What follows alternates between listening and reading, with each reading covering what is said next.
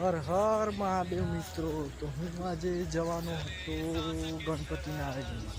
ભૂલી ગયો, ગણપતિના આયોજન માટે હું નીકળતો હતો અને થોડું વરસાદનું વાતાવરણ થઈ ગયું હતું, એટલે વરસાદ ભાઈ બહુ જ હતો આજે. આજે ડે 2 છે ગણપતિનો. ડે 1 થી ચલો 5 દિવસના ગણપતિનું આયોજન કર્યું છે આપણે. ચલો તમને બતાવીએ, મળીએ ગણપતિ યુવક મંડળે. અને હું તો પહોંચી ગયો હતો ગણપતિની મૂર્તિ જોઈ. તો તમે જોઈ શકો છો, આ છે ગણપતિની મૂર્તિ. અને હવે આવવાનું હતું અમારા ગામમાં આખ્યાન. તો આખ્યાન માટે આરતી કરીને અમે હવે નીકળતા હતા આખ્યાન જોવા. તે હવે આખ્યાનનું ચાલુ થઈ ગયું છે. સામે છે રામદેવ પીર અને વિરમદેવ પીર, તમે જોઈ શકો છો. અને આખ્યાન ચાલુ હતું.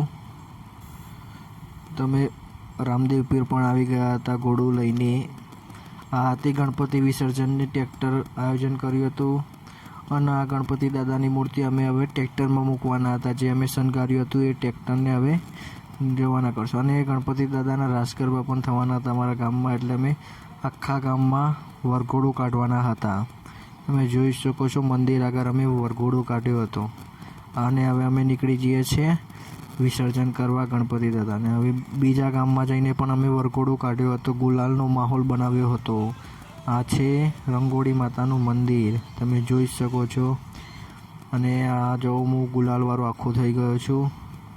કોપીરાઇટ ના આવે તેના માટે હું બોલું છું. ગીત વગાડતા હતા એટલે ડીજેમાં.